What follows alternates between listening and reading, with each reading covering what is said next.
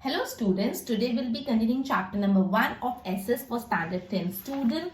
The name of the chapter is The Rise of Nationalism in Europe. Okay, we are on the page number 13, topic 3.1. Okay, the topic is romantic imagination and national feeling. So let us start the topic of romantic imagination and feeling. Chalo.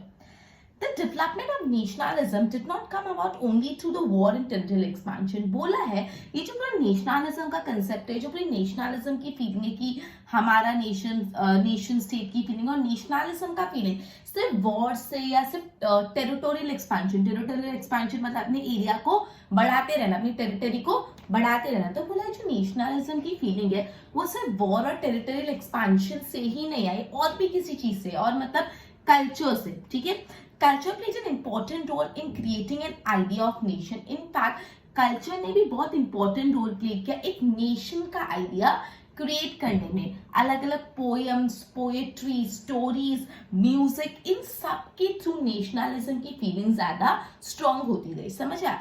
तो इतना सिर्फ first paragraph में जो अभी अपन ने पढ़ा उसमें आपको क्या ध्यान रखना है, क्या बताया है?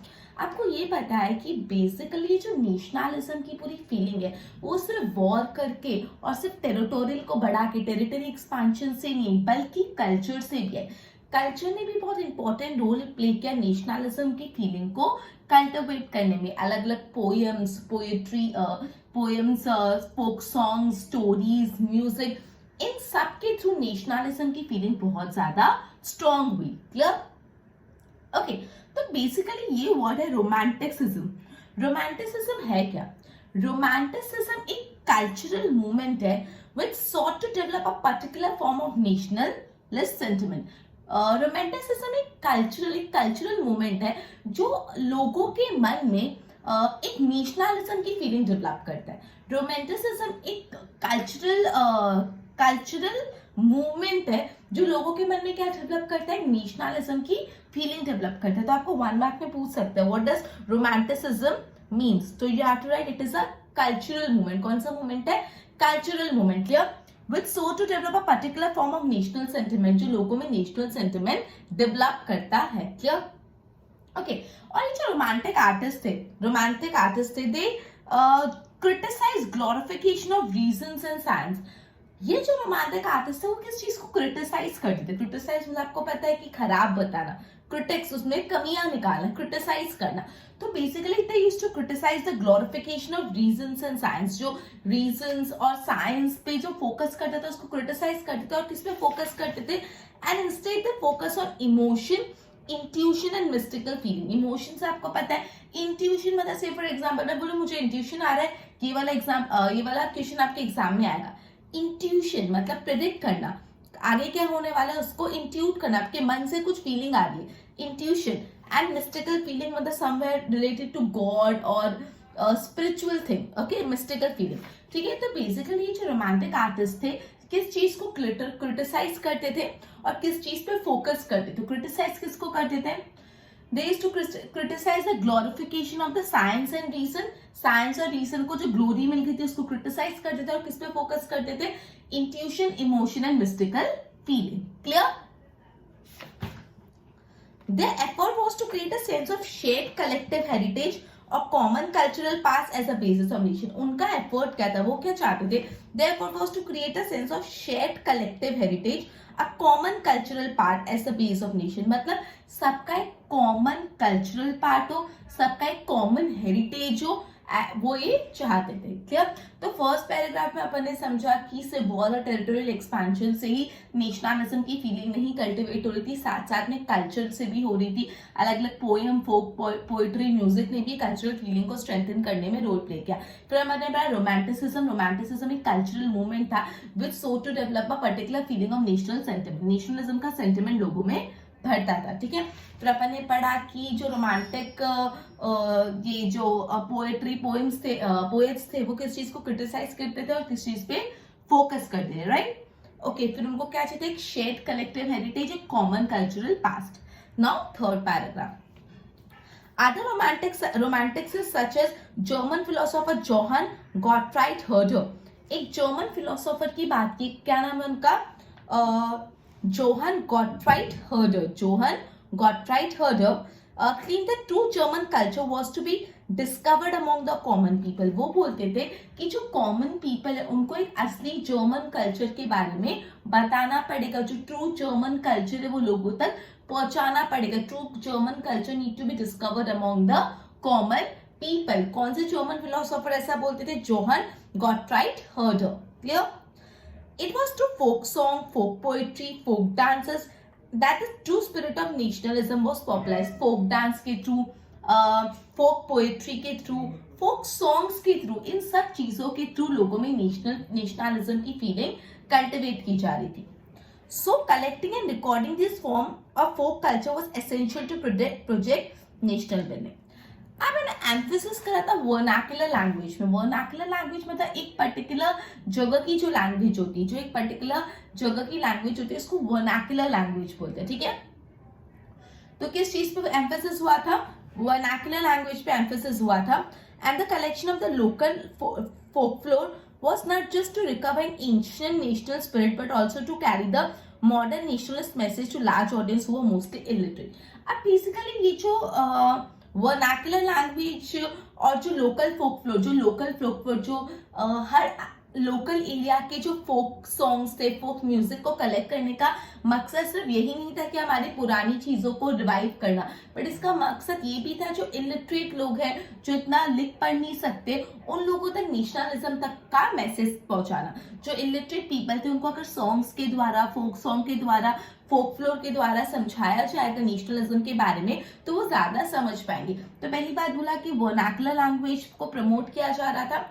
और ये जो फोक फ्लोर, लोकल फोक फ्लोर का कंसेप्ट था वो सिर्फ अपने एंशियंट आर्ट को रिवाइव करने के लिए नहीं करा गया था, पर ये जो नेशनलिज्म का मैसेज है वो वैसे भी ऑडियंस तक पहुंचाना जो मोस्टली इलिटरेट है, ये भी मकसद था. Clear? This was specially in the case of Poland. अब हम पोलैंड के बारे में पढ़ने वाले, स्पेशली पोलैंड में केस था. क्यों ऐसा बोला? which has been partitioned at the end of the 18th century by the great power Russia, Persia and Austria. तो basically Russia, Persia and Australia, इन लोगों ने पोलैंड को पार्टीशन कर लिया था. कब पार्टीशन कर लिया था? At the end of 18th century. 18th century के एंड में पोलैंड का ये तीनों में पार्टीशन हो गया था. ठीक है, इवन तो Poland no longer existed as independent territory. अब पोलैंड एक इंडिपेंडेंट टेरिटरी था नहीं, वो ये तीनों सुपर पावर्स ने थोड़ा थोड़ा अक्वायर कर लिया था. पोलैंड कोई इंडिपेंडेंट टेरिटरी था ही नहीं. National feeling were kept alive through music and dance. भले पोलैंड एक इंडिपेंडेंट टेरिटरी नहीं था, स्टिल वहां पे जो नेशनल फीलिंग थी, वहां की नेशन की फीलिंग थी, वो अलाइव रखी थ्रू सॉन्ग्स एंड म्यूजिक के through. Okay,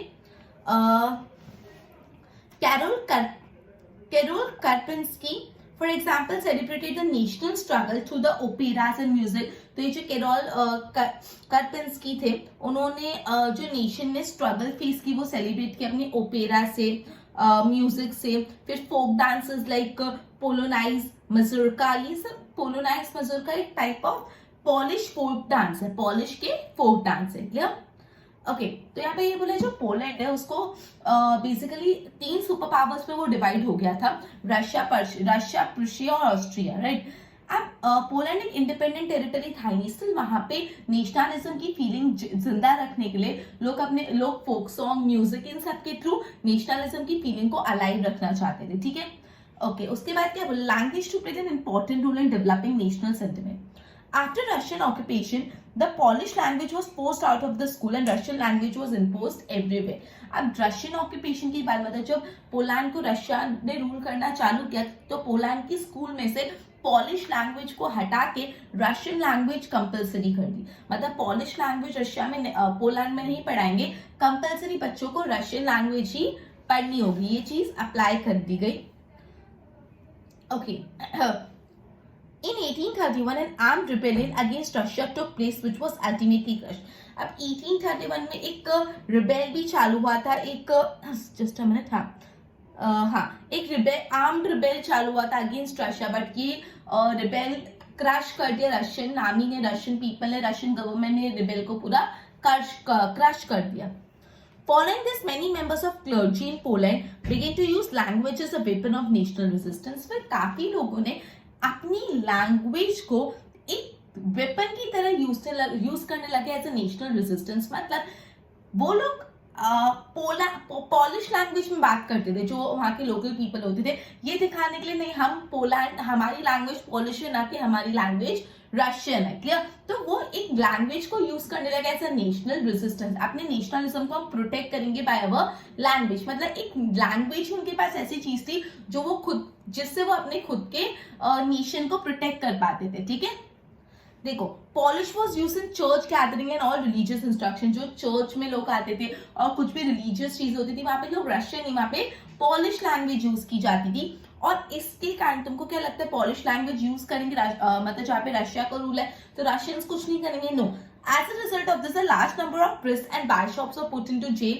or sent to Siberia by Russian authorities as punishment for refusal to preach in Russia। ठीक है, ऑब्वियसली वो चाहते थे रशियन लैंग्वेज में प्रीच करे, बट जो चर्च में बेसिकली लोग थे जो चर्च में प्रीचिंग होती थी, प्रिस्ट होते थे, वो पॉलिश लैंग्वेज में प्रीच करते थे, इसलिए काफी प्रिस्ट और बिशॉप्स को जेल में भेज दिया है, तो सर्बेरिया भेज दिया बाय द रशियन अथॉरिटी। क्योंकि वो क्यों जेल में भेज दिया? क्योंकि वो रशियन लैंग्वेज में प्रीच नहीं कर रहे थे, वो पॉलिश लैंग्वेज में प्रीच कर रहे थे।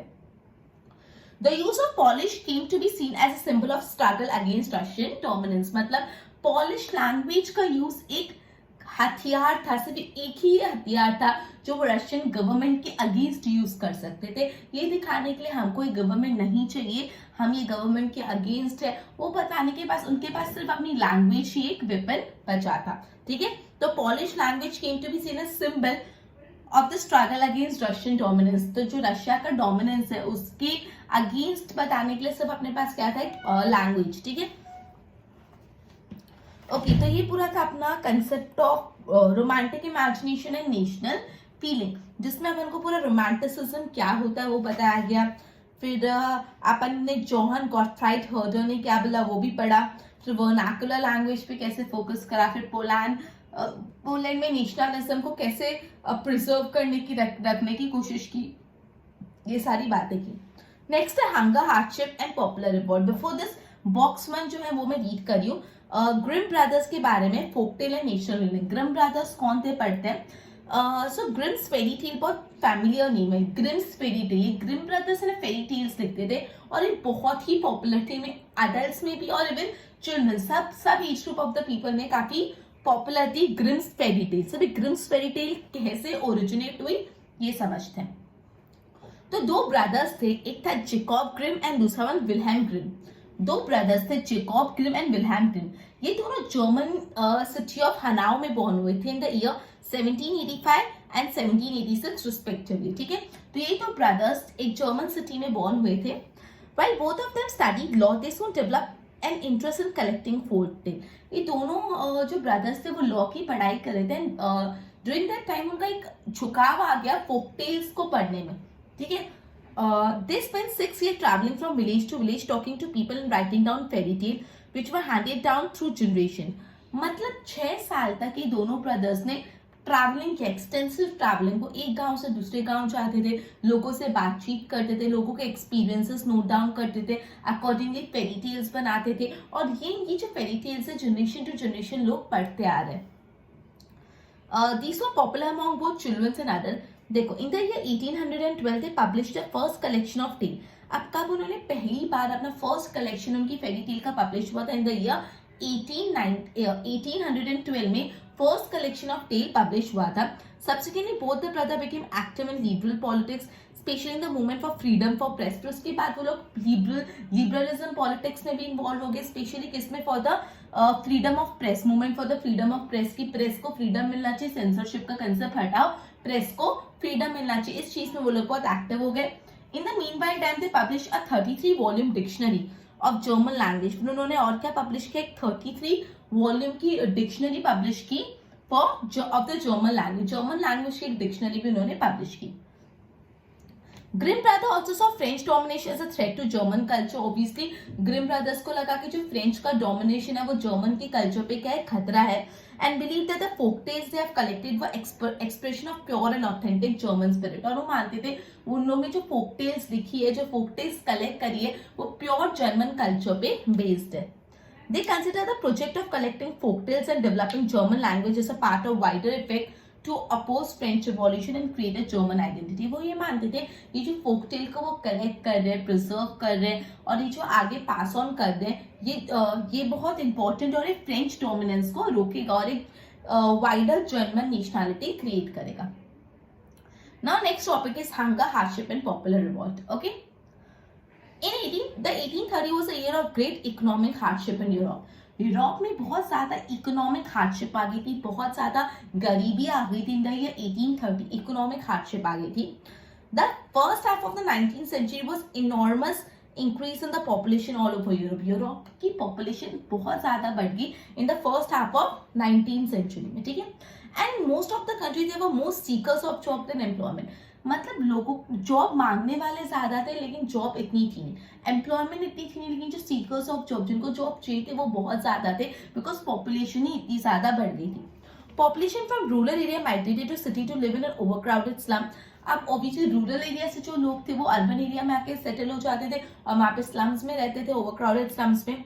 Small producer in town were often faced with stiff competition from import of cheap material made goods from England, where industrialization was more advanced in other countries. अब बेसिकली जो small producers थे, जो small producers थे, उनको बहुत ज्यादा competition आ रहा था बिकॉज जो लोग इंग्लैंड की चीजें यूज करते और इंग्लैंड में इंडस्ट्रियल रिवॉल्यूशन आ गया था, तो जो इंग्लैंड की चीजें थी वो सस्ती थी ऑब्वियसली बिकॉज वो मशीन से बनी हुई होती थी, और यहाँ पे जो स्मॉल ट्रेडर्स बनाते थे वो हाथ से बनाते थे या तो छोटी मशीन से बनाते थे, तो इनकी चीजें थोड़ी महंगी होती थी, तो ऑब्वियसली इनकी चीजें कोई लेता नहीं था और इंग्लैंड से इंपोर्टेड चीज लोग लेते थे, तो बेचारे प्रोड्यूसर्स को भी बहुत ज्यादा कॉम्पिटिशन फेस करना पड़ रहा था।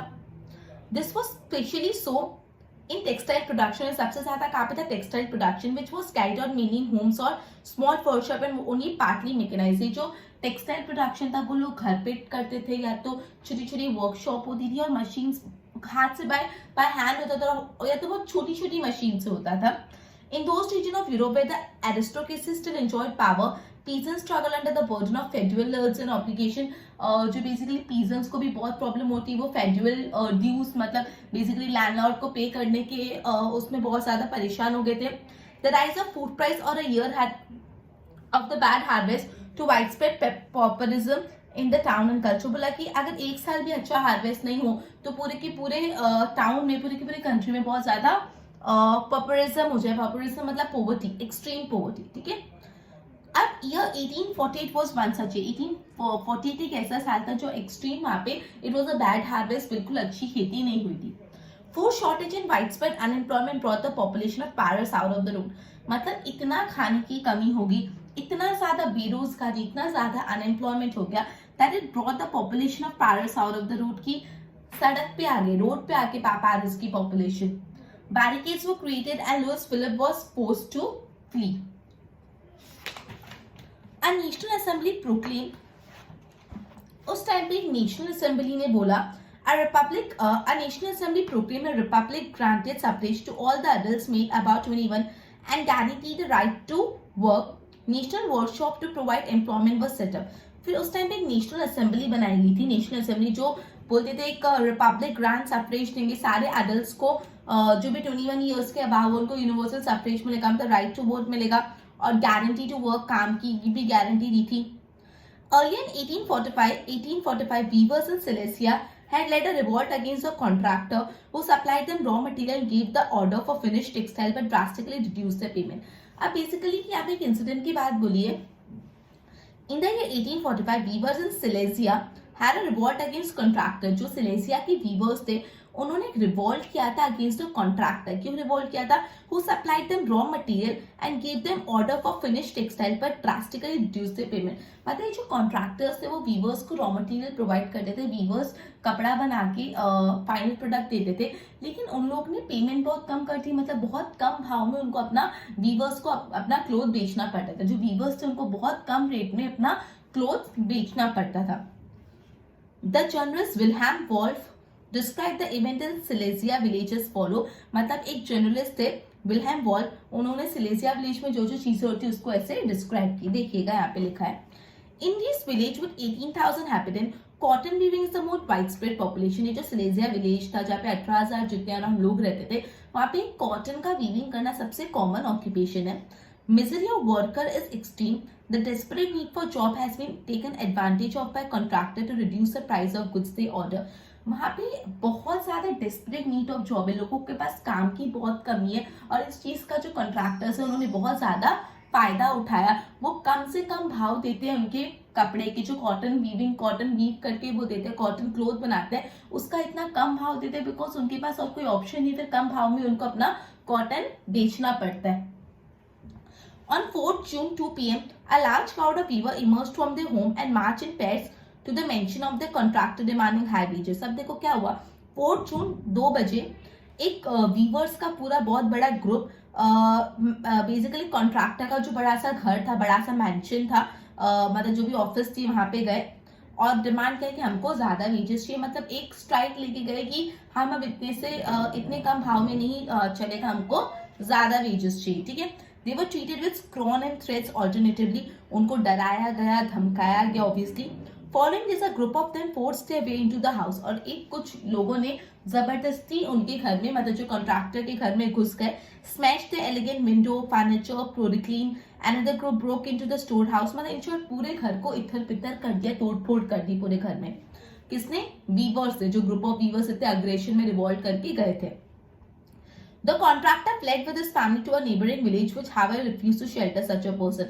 और जो कॉन्ट्रैक्टर अपने फैमिली को लेके भाग गया और वो बाजू वाले गांव में चले गए, लेकिन बाजू वाले गांव में कोई भी उनको रहने की भी जगह नहीं दे रहा था कि तुम इतने खराब हो गए, तुमको रहने की भी जगह नहीं थी, तुमने इतना बाजू वाले गांव के वीवर्स को परेशान कर रखा है। He returned 24 hours later having requisitioned the army. वो 24 घंटे बाद वापस आया और किसके साथ आया? आर्मी के साथ आया। कॉन्ट्रैक्टर था, बड़ी पार्टी थी, बहुत सारे कॉन्टैक्ट्स थे। In exchange that followed 11 weavers for shorters. Army ने 11 वीवर्स को शॉर्ट कर दिया। ठीक है, एक्सचेंज में ये मिला, मतलब जो बेसिकली ये जस्ट अ मिनट, सिलेजियन विलेज के जो वीवर्स थे जो रिवॉल्ट करके गए, उनके साथ उस टाइम पे 11 वीवर्स को शॉर्ट कर दिया, क्योंकि साहब वो 24 आवर्स बाद अपने एक आर्मी के साथ आया था। क्लियर?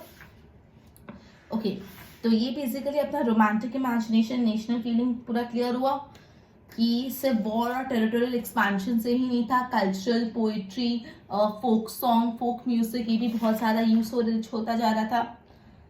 ओके, फिर अपन ने पोलैंड के बारे में पढ़ा, पोलैंड ने अपने लैंग्वेज को एज अ वेपन कैसे यूज किया to fight against the Russian dominance, ये अपन ने पढ़ा। फिर 1848 में एक बैड हार्वेस्ट के कारण कितना पेरिस के people out of the houses आ गए, रोड पे आ गए थे, ये सारी चीजें पढ़ी। फिर सिलेजियन विलेज के वीवर्स के बारे में अपन ने पढ़ा। ठीक है, तो नेक्स्ट लेक्चर में अपन द रिवॉल्यूशन ऑफ लिबरल के बारे में पढ़ेंगे। Okay, till then good bye.